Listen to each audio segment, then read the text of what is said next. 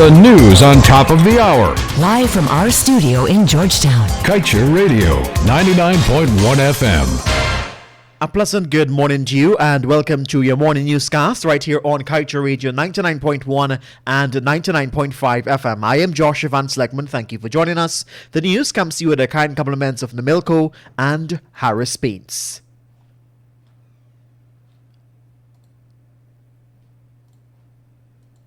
Here are the top stories we're tracking this morning. ExxonMobil continues to tout unverified local content figures. Guyana can plunge itself into more debt even with oil money, according to the IDB quarterly report. And gas injection equipment finally fixed. Exxon claims says it ended routine flaring. And the cops caught 6 drunk drivers in surprise road operation. And the journalists allegedly robbed and beaten. Get the details of these stories and much more when the news returns. Reset, renew, and refresh with Harris Paints. Shop now and get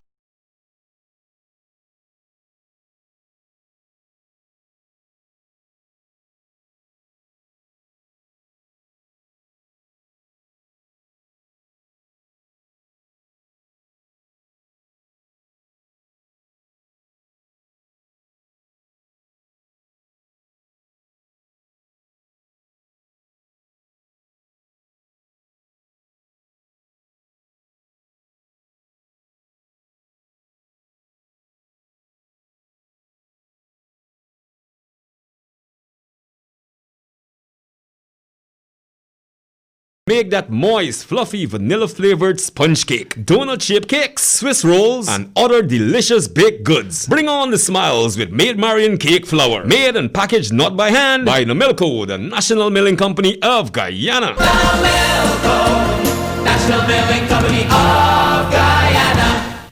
And now for the news in details. Thank you for joining us and a very season's greetings to you.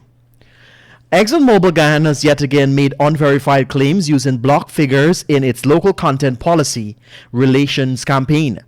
In celebrating its 1-year anniversary in the producing oil at the Liza Phase 1 project, the company said more than 2,100 Guyanese are now supporting activities on and offshore. ExxonMobil and its key contractors have spent over $69 million Guyana dollars with more than 700 local companies since 2015. Local content is the value that an extraction project brings to the local, regional, or national economy beyond the resource revenues.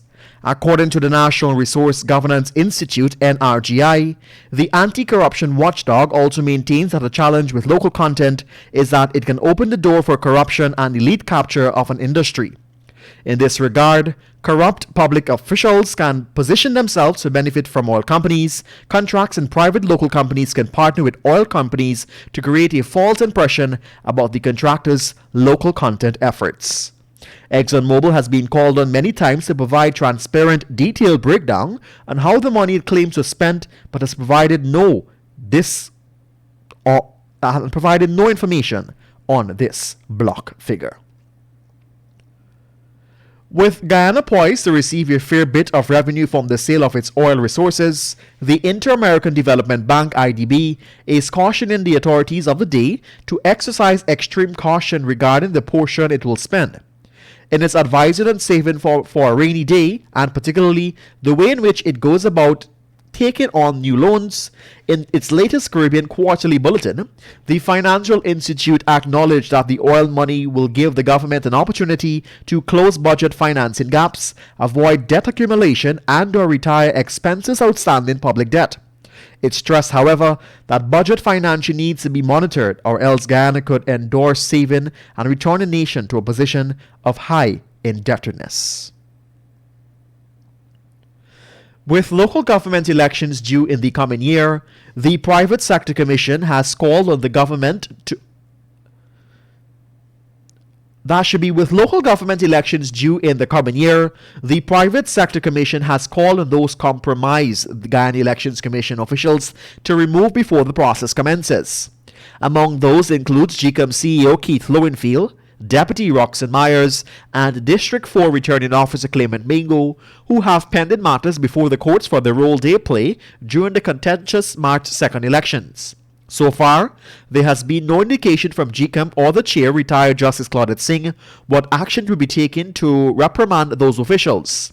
The PSC in their statement pointed out too that as far as we know, none of these names or officers have been dismissed from their employment with GCAM, nor they have been suspended from duty. As production at the Liza Destiny floating production and offloading vessel reaches its full capacity of 120 barrels of oil per day, ExxonMobil claimed that it has successfully commissioned the gas injection system, which was previously reported as being defective, thereby causing Exxon to flare billions of cubic feet of toxic natural gas. These and other details were shared by ExxonMobil President of Guyana, Alastair Rutledge. The recent development follows an entire year over which the oil major has failed to mitigate the flaring at Liza 1 in its very first field development in Guyana. Exxon only meant to briefly flare gas at project startup in late December last year to test a fully commission of the gas compression and injection system at the site. However, the company would end up flaring gas way longer than expected due to what it said to be a defective main and injection gas compressor.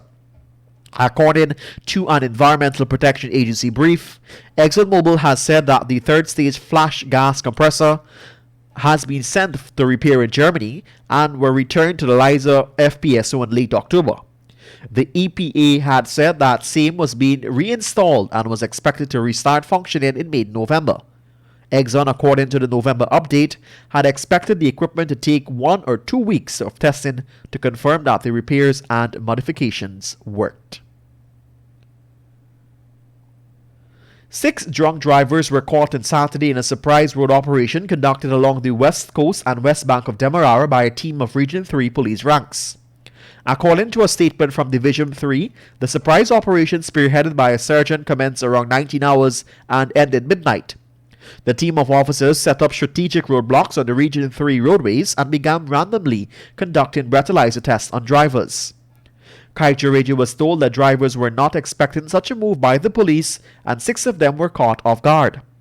The ranks reported that 6 drivers failed the breathalyzer test after it showed that the alcohol levels were above the legal prescribed limit. They were immediately arrested and placed on station bail and are expected to appear in court soon. You're listening to your morning newscast right here on Kaieteur Radio 99.1 and 99.5 FM. Finally, at this time, a 50-year-old journalist was allegedly beaten and robbed of his belongings on Sunday night. The man was identified as Michael Benjamin of Parfait Harmony West Bank, Demerara, a former reporter of Kaieteur News. Benjamin, a former boxer, was crowned Guyana's lightweight champion following a win by majority decision over Jeff Roberts in November 1987. According to the police report, the incident occurred at around 22 hours 30 at First Avenue, Derry. Based on information received, the man was driving motorcar PMM 2732 on the Canal No. 1 public road heading into the western direction. As he turned into First Avenue, Derry Old Bridge, he accidentally hit a motorcycle, causing the driver and the pillion rider to fall on the ground.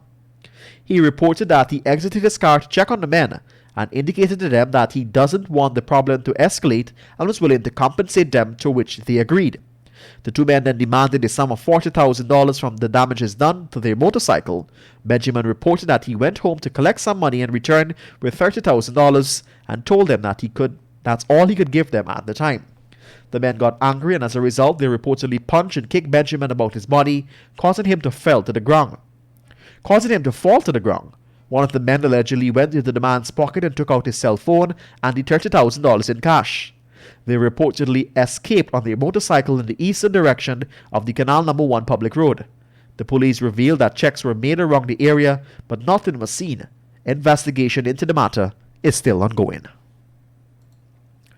And with that, we've come to the end of your morning newscast right here on Kaieteur Radio. Let's remind you that you can get the full details of these stories and much more by picking up a copy of the Kaieteur News at a newsstand near you, or head across to our website at kaieteurnewsonline.com. I am Joshua Van Slegman. Thank you for joining us. Wishing you and your family all the best for this festive season and beyond.